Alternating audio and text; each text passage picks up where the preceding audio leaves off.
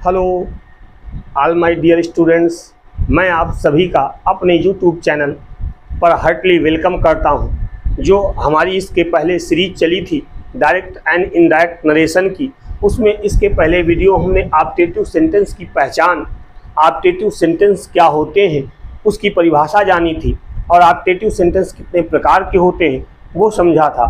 और उसके बाद उसमें फर्स्ट जो हमारा है विश, मनोकामना या कामना के इनडायरेक्ट बनाने के हमने नियम भी सीखे थे। आइए अब इस नेक्स्ट वीडियो में हम उसके बाद, चूँकि हमने बताया था कि ऑप्टेटिव सेंटेंस कितने प्रकार के होते हैं, एक बार रिवीजन हो जाए। ऑप्टेटिव सेंटेंस के लिए हमने क्या बताया था कि ऑप्टेटिव सेंटेंस कौन से वाक्य होते हैं?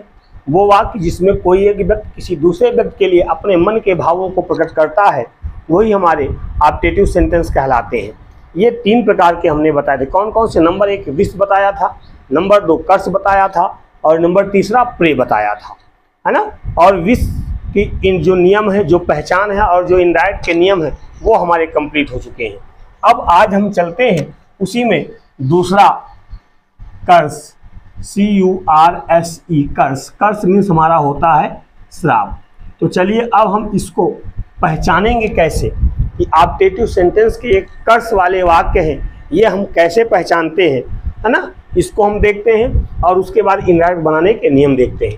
कहता है यदि रिपोर्टेड स्पीच के अंदर, यदि रिपोर्टेड स्पीच के अंदर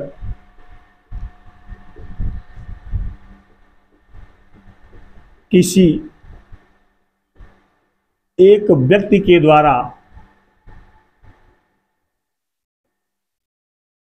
द्वारा दूसरे व्यक्ति के लिए श्राप के भावों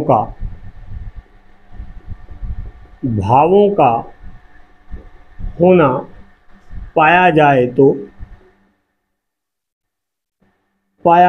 तो ये ऑप्टेटिव सेंटेंस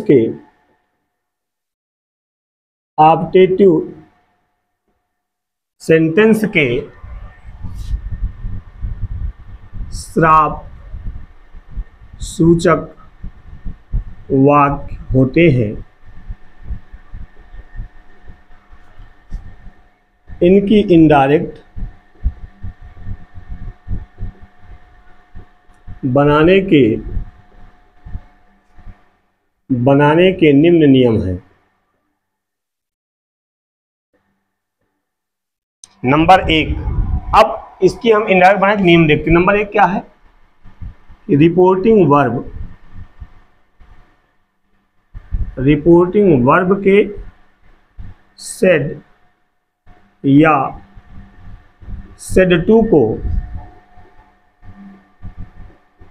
कर्सड में बदल देते हैं। क्या हम बदल देते हैं? कर्सड में बदल देते हैं। नंबर दूसरा देखिए, इन्वर्टेड कामा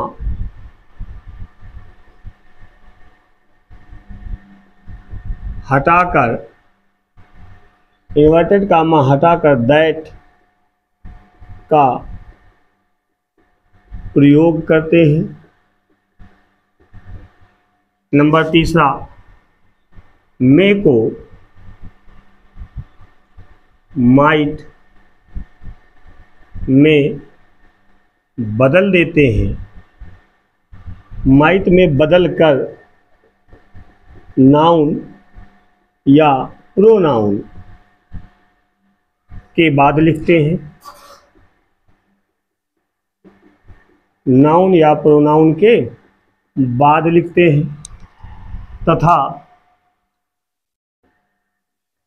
शेष वाक्य को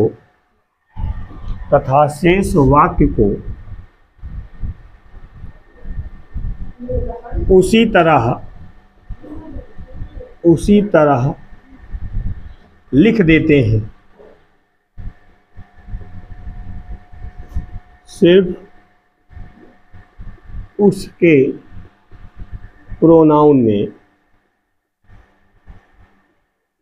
में परिवर्तन कर देते हैं।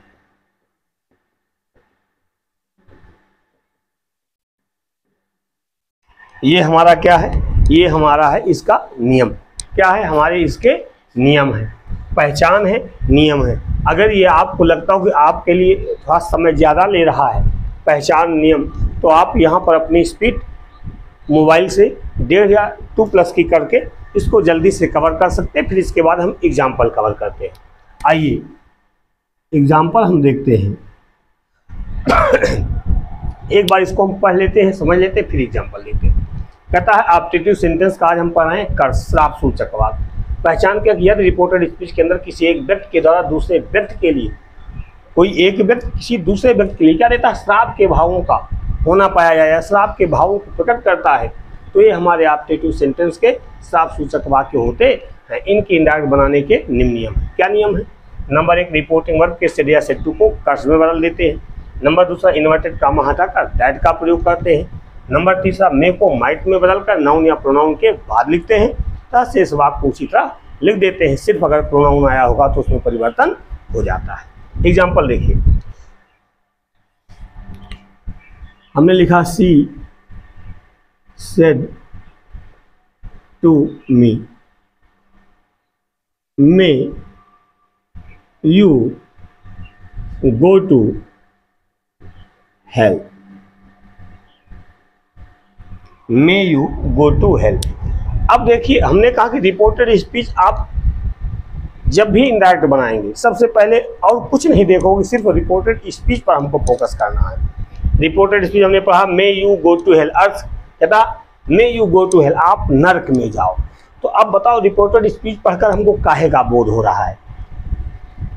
श्राप का बोध हो रहा है कि शुभकामना का बोध हो रहा है कि प्रार्थना का बोध हो रहा है? काहे का हो रहा है? आई होप आपकी समझ में आ रहा होगा कि ये हमारे लिए कैसी चाहत है। ये हमारे लिए श्राप वाली चाहत है, अच्छी चाहत नहीं है, श्राप है। तो अब सेड या सेड टू का मिल जाएगा। नियम कहता है सेड या सेड टू को हम कर्स्ड में बदल देते हैं। तो हमने बदल दिया सी कर्स्ड, CURSED, कर्स्ड मी। इन्वर्टेड कामा हटा के क्या लगा दिया, दैट लगा दिया। फिर हम बार बार कहते हैं दैट के बाद सदैव, दैट के बाद सदैव सब्जेक्ट के रूप में या तो नाउन लगेगा या तो प्रोनाउन लगेगा। दैट, यहाँ पर प्रोनाउन क्या है, यू। कौन सा person? Second person. Second person कहे के अनुसार चेंज होता है। रिपोर्टिंग वर्ब के ऑब्जेक्ट, रिपोर्टिंग वर्ब का ऑब्जेक्ट क्या है, मी। यू बदल जाएगा हमारा आई। भाई देखिए, पर्सन चेंज के लिए आप चार्ट ऑफ प्रोनाउन और सन बटे 123 का जो हमारा प्रीवियस लेक्चर का वीडियो अपलोड है इसी चैनल पर, आप उसको मस्ट वॉच देखिए, समझिए। उसके बाद ये एकदम इजी होगा प्रोनाउन का परिवर्तन। आई और मे को बदल देंगे might, I might go to hell. एक हमारा ये है। समझ में आया? आया कि नहीं आया? कम आया है। चलिए हम एक एग्जाम्पल और देखते हैं। अगला वाक्य देखते हैं। अगला वाक्य है हमारा, the beggar said may you be the beggar said may you be ruined. ये हमारा वाक्य है। अब इसका भी कहता है, भिखारी ने कहा कि आप क्या हो जाओ, बर्बाद हो जाओ। रुइंड, रुइंड होता बर्बाद होना। तो अब बताओ, रिपोर्टेड स्पीच से भाव काहे का आ रहा है? काहे का भाव आ रहा है? हमारा भाव आ रहा श्राप का। ये दैट क्लियर? अब श्राप का भाव आ रहा है तो सेड या सेड टू का बदल जाएगा। सेड या सेड टू हमारा बदल जाता है काहे में, कर्स में। हो जाएगा the beggar cursed, the beggar cursed. अब इन्वर्टेड कामा हटा क्या लगा देंगे, दैट लगा देंगे। हमने दैट लगा दिया। दैट के बाद फिर वही कि नाउन या प्रोनाउन एज ए सब्जेक्ट। अब इस वाक्य में सब्जेक्ट क्या है, यू। सेकंड पर्सन का है, कौन सा? रिपोर्टिंग वर्ब का ऑब्जेक्ट। रिपोर्टिंग वर्ब का ऑब्जेक्ट क्या है, नहीं दिया। अब थोड़ा सा कंफ्यूजन है। अगर का नियम कहता कि यदि रिपोर्टेड स्पीच का कर्ता सेकंड पर्सन का हो और रिपोर्टिंग वर्ब में ऑब्जेक्ट ना दिया हो, तो मोस्टली उसको हम थर्ड पर्सन, किस पर्सन में, थर्ड पर्सन का ही या दे, मान लेते हैं, या कभी कभी उसको हम फर्स्ट पर्सन का भी मान लेते हैं। फर्स्ट पर्सन में लेकिन सिंगुलर, फर्स्ट पर्सन में आई मान लिया जाता है। क्या मान लिया जाता है? आई मान लिया जाता है। और अगर नहीं आपको समझ में आ रहा तो जो सब्जेक्ट दिया हो सब्जेक्ट के हिसाब से ही हम इसको बदल देंगे। तो the beggar cursed that, subject के हिसाब से मानोगे तो जो नियम है ही मान लेंगे। हम क्या मान लेंगे? क्योंकि एक है तो हमने कर दिया क्या, ही कर दिया। या हम इसको कर सकते हैं क्या, आई भी कर सकते हैं। क्या कर सकते हैं? आई भी कर सकते हैं, ही या आई। अब सब्जेक्ट के रूप में ये लग गया हमारा, मे का हम बदल जाएगा might, I might be ruined, I might be ruined. ये हमारा ऑब्जेक्टिव सेंटेंस के कर्स वाले वाक्य हैं, है ना, श्राप वाले वाक्य हैं। ये इसकी पहचान थी, ये नियम थे और ये इनके क्या थे, एग्जाम्पल थे। अब हम इसके बाद अगले नियम में समझेंगे प्रे। तो चलिए इसको आप जल्दी से नोट कर लीजिए। नोट करने के बाद अगली पहचान और अगले नियम को हम समझते हैं।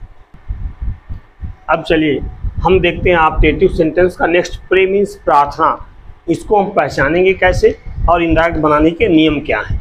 कहता है यदि रिपोर्टेड स्पीच के अंदर किसी एक व्यक्ति के द्वारा दूसरे व्यक्ति के लिए ईश्वर से, किससे, यहाँ पर विश्व में था, खुद इच्छा प्रकट कर रहा था, यहाँ पर काम होगा किससे, ईश्वर से शुभकामना या कामना के भावों का प्रकट होना या पूरा होना पाया जाता है, तो ये ऑब्जेक्टिव सेंटेंस के प्रार्थना सूचक वाक्य कहलाते हैं। इनकी इनडायरेक्ट बनाने के निम्न नियम है। सेम नियम है कि रिपोर्टिंग वर्ब के सीरियस से टू को यहाँ पर कहाँ बदल देंगे, प्रेड में बदल देंगे। वहाँ पर कर्स में बदलते थे, विश्व वाले में विश्व में बदलते थे। अगला है इन्वर्टेड कामा हटाकर दैट का प्रयोग करते हैं। मे को माइट में बदलकर नाउन या प्रोनाउन के बाद लिखते हैं। शेष वाक्य को उसी तरह लिख देते हैं तथा उसके रिपोर्टेड स्पीच में आए हुए प्रोनाउन में क्या करते हैं, परिवर्तन कर देते हैं। वाक्य हमारा the hermit said to Rakesh may God bless you, may God bless you, कहता ईश्वर तुम्हारा भला करे। अब यहाँ पर देखो हम कैसे पहचानेंगे कि हमारा प्रार्थना सूचक शब्द है। अगर रिपोर्टेड स्पीच में मे लगा हो उसके बाद गार्ड लग जाए, में लगा हो उसके बाद गार्ड लग जाए, तो आंख बंद करके बता दीजिए कि वाक्य हमारा ऑब्जेक्टिव सेंटेंस का प्रार्थना सूचक वाक्य है। अब नियम कहता है, एक बार आप जरा बनाइए, देखिए बना पा रहे हो कि नहीं बना पा रहे हो। शायद गलती कर डालो, पिछले वाले नियम की तरह ही है लेकिन थोड़ा सा खाली अंतर है। हमने कहा द हर्मिट सेड या सेड टू का हम बदलेगा भैया prayed, PRAYED, prayed Rakesh, inverted comma that. इतना समझ में आ गया। अब दैट के बाद हमने बताया क्या लगेगा, नाउन या प्रोनाउन। क्या लगा रहे हो, you second person object Rakesh के अनुसार राकेश एक मनुष्य है, एक मनुष्य के लिए थर्ड पर्सन में प्रोनाउन क्या होता है, ही होता है। यही लगा रहे हो ना, यही लगा रहे हो ना। अगर आप ये लगा रहे हो तो पूरी तरह से गलत है। ये हमारा प्रोनाउन यहाँ पर नहीं लगेगा, सिर्फ सीधा दिया, क्या दिया, गार्ड दे दिया। ये हमारा नाउन खुद दिया हुआ है। दैट गार्ड में बदल जाएगा माइट ब्लेस। अब यहाँ पर देखिए यू हमारा एज ए सब्जेक्ट नहीं है, क्योंकि यू सब्जेक्ट में भी है और यू हमारा ऑब्जेक्ट में भी। तो ये यू हमारा क्या है, जो दिया हुआ ये हमारा ऑब्जेक्ट है, और है तो सेकंड पर्सन काय के अनुसार बदलेगा, रिपोर्टिंग वर्ब के ऑब्जेक्ट के अनुसार। रिपोर्टिंग वर्ब का ऑब्जेक्ट क्या है, हर्मिट सब्जेक्ट है, राकेश हमारा ऑब्जेक्ट है। राकेश एक व्यक्ति है, एक व्यक्ति के लिए थर्ड पर्सन प्रोनाउन ही होता है, और ही सब्जेक्ट है, और ही का ऑब्जेक्ट क्या होता है, ही हिम। तो यू का हम बदल जाएगा that God might bless him. Clear हुआ, कम क्लियर हुआ। अभी इसके एक एग्जाम्पल और हो जाएं। आइए इसका नेक्स्ट एग्जाम्पल हम देखते हैं। पहला वाक्य है teacher said to me may God give you great success.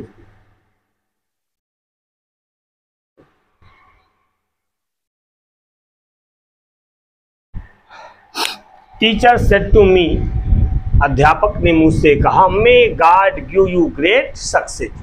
ये हमारा वाक्य है ना। अब यहाँ पर भी देखिए, रिपोर्टेड स्पीच में जब भी नरेशन बनाएंगे हम हर बार कहते हैं कि सबसे पहले हम पूरा फोकस अपना कहाँ पर करेंगे, कहाँ पर करेंगे, हम करेंगे रिपोर्टेड स्पीच के कर्ता पर, सॉरी रिपोर्टेड स्पीच के सेंटेंस पर। पूरा रिपोर्टेड स्पीच हम पढ़ते हैं और पढ़ करके ये देखते हैं कि वाक्य हमारा किस सेंटेंस का है, असर्टिव है, इंट्रोगेटिव है, इंपरेटिव है, क्या है, इस पर हम देखते हैं। तो हमने पढ़ा और पढ़ करके देखा कि अगर मे लगा है, ध्यान देना कि अगर रिपोर्टेड स्पीच में मे लगा होगा तो 99% नहीं 100% वाक्य हमारा होगा ऑप्टेटिव का। कौन सा वाक्य होगा? ऑप्टेटिव का। अब इसमें कैटेगरी हमको पहचाननी है कि ऑप्टेटिव में विष है कि कर्स है कि प्रे है। तो यहाँ पर गार्ड लगा है तो नो डाउट काहे का वाक्य होगा? प्रे का वाक्य होगा। काहे का होगा? प्रे का होगा। अब नियम क्या कहता है? सेड या सेड टू को प्रेड में बदल देते हैं। तो सेड टू है, हमने कर दिया टीचर, सेड टू बदल गया हमारा प्रेड मी। इतना समझ में आया? एकदम आया। उसके बाद देखिए फिर क्या रहता है, इन्वर्टेड कामा हटाकर क्या लगा देते हैं? इन्वर्टेड कामा हटाकर हम दैट का प्रयोग करते हैं, दैट। और दैट के बाद फिर हमने बताया है कि सदैव, सदैव और सदैव सब्जेक्टिव केस के या तो नाउन का प्रयोग किया जाता है या तो प्रोनाउन का। तो अब यहाँ पर ऊपर वाले वाक्य में हमने देखा है, उसी तरह नाउन हमारा क्या है? गार्ड। तो दैट गार्ड में बदल जाएगा हमारा काहे में? Might, might. उसके बाद गिव, फिर यू देखिए सेकंड पर्सन है, ऑब्जेक्ट के अनुसार ऑब्जेक्ट क्या है? मी है। ऑब्जेक्ट क्या है? मी है। नियम कहता है रिपोर्टेड स्पीच का कर्ता या रिपोर्टेड स्पीच में अगर सेकंड पर्सन का प्रोनाउन हो तो रिपोर्टिंग वर्ब के ऑब्जेक्ट के अनुसार बदल जाता है। तो यू हमारा हमने बताया कि यहाँ पर काहे के रूप में लगा है? क्रिया के बाद कभी भी सब्जेक्टिव केज का प्रयोग नहीं होता, ऑब्जेक्टिव केज लगता है। तो ऑब्जेक्टिव केज का यू है, मी के हिसाब से बदलेगा, मी के अनुसार। मी का भी देखिए सब्जेक्टिव क्या होता है? आई, मी, ये तो होता है। तो अगर यू सब्जेक्ट होता तो आई में बदल जाता। अब यू ऑब्जेक्ट के रूप में है तो कहाँ बदल जाएगा? मी में बदल जाएगा। कहाँ बदल जाएगा? तो that guard might give me great, GREAT, great success,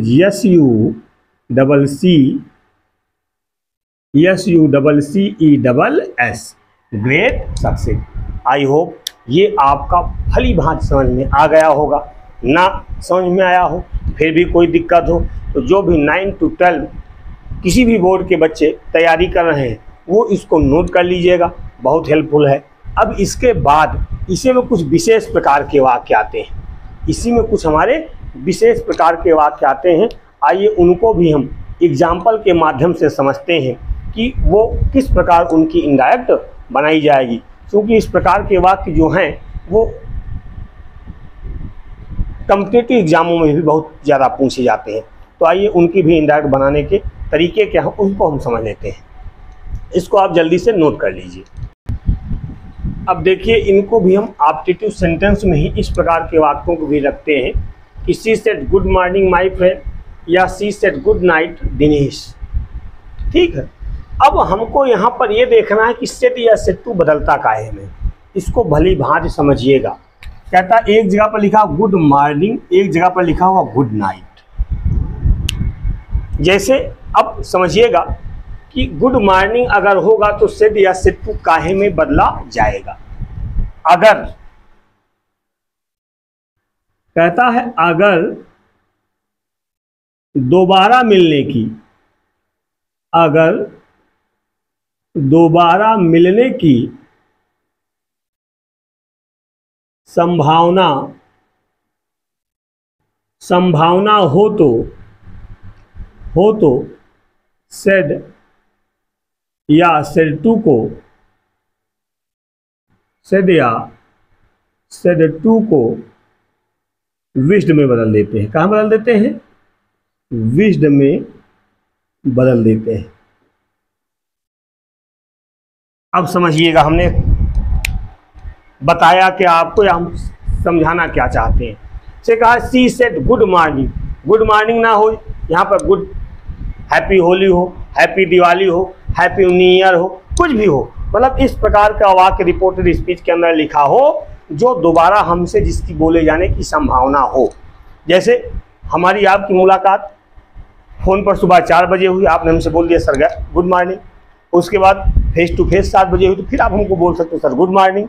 उसके बाद 8-9 बजे तक फिर आप हम किससे बोल सकते हो सर गुड मॉर्निंग सर। बोल सकते नहीं बोल सकते। या कोई फेस्टिवल है, होली है या न्यू ईयर का डे है, आपने सुबह हमको 4 बजे बाई फ़ोन विश कर दिया सर हैप्पी होली या हैप्पी दिवाली या हैप्पी न्यू ईयर। उसके बाद जब हमारी आपकी मुलाकात हुई, फिर आपने हमसे बोल दिया कि सर हैप्पी होली या दिवाली या हैप्पी न्यू ईयर। या पूरे दिन में किसी भी बार, पूरे दिन में आप कभी भी आपने बोल दिया सर हैप्पी न्यू ईयर, सुबह भी बोला, दोपहर में भी बोल सकते हो, शाम को भी बोल सकते हो, आप क्या हैप्पी न्यू ईयर। तो मतलब दोबारा मिलने की संभावना हो, मतलब दोबारा मिलकर आप हमसे वो वर्ड रिपीट कर रहे हो, तो वहाँ पर सेड या सेड टू बदल जाता हमारा काहे में, विश्ड में। काहे बदल जाता है, विश्ड में। इतना समझ में आया कि नहीं आया?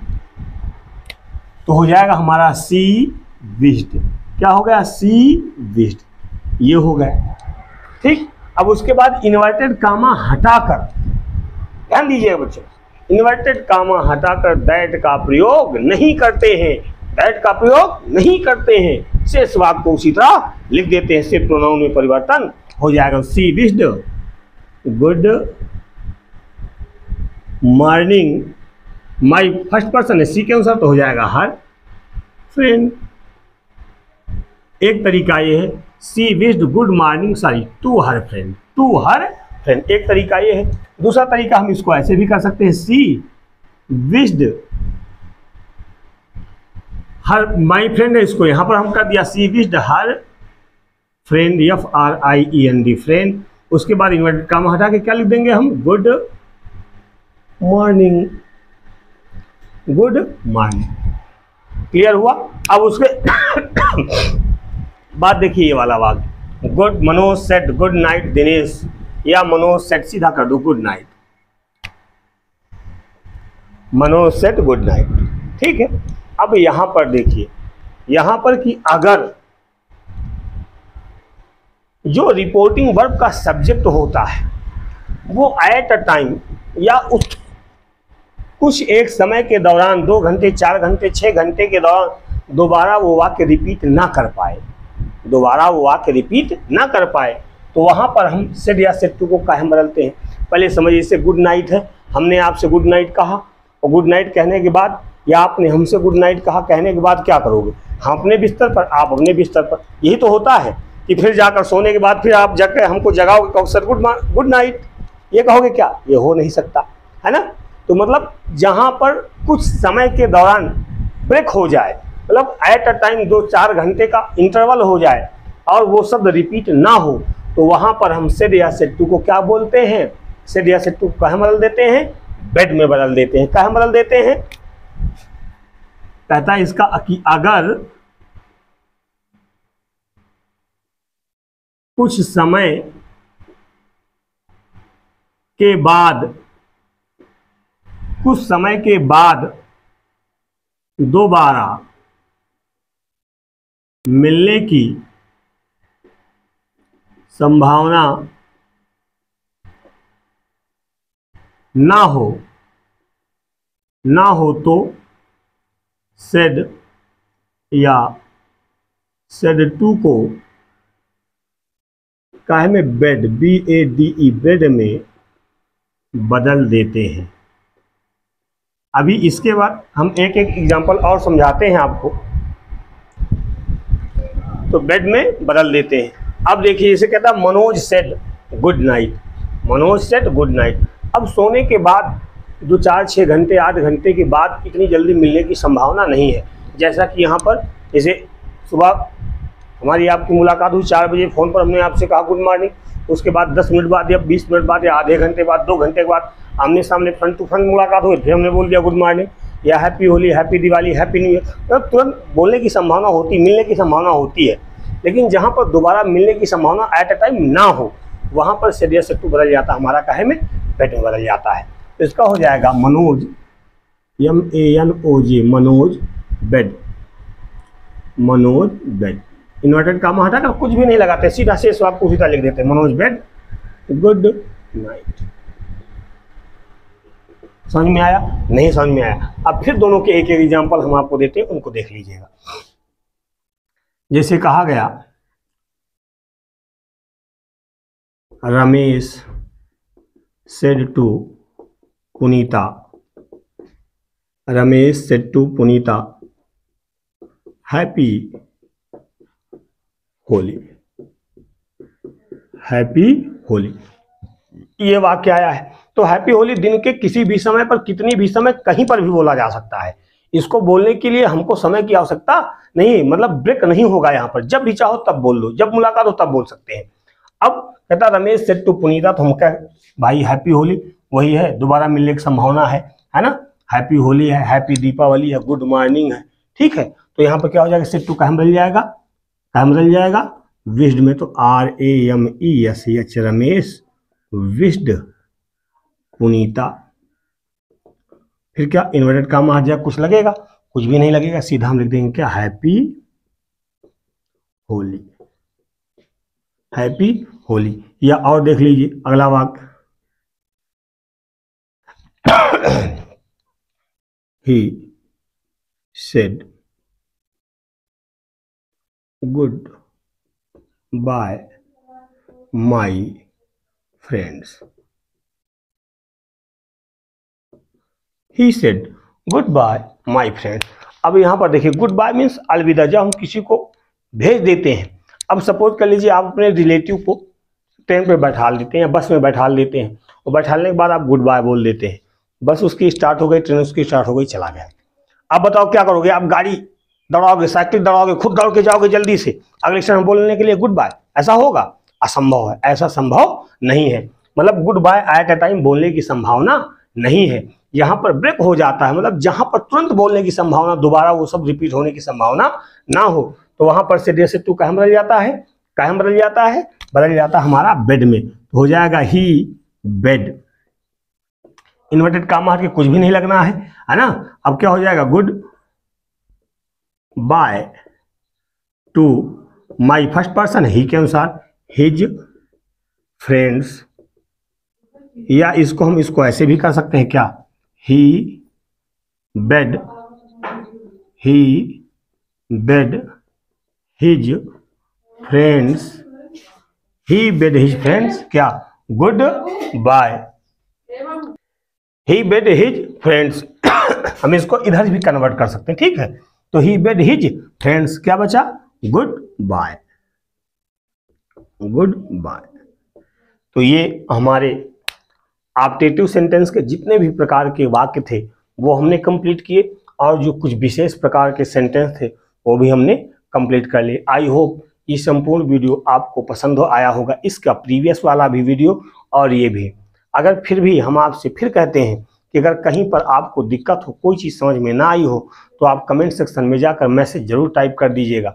जैसे ही समय मिलेगा आपकी समस्या को जरूर हल किया जाएगा।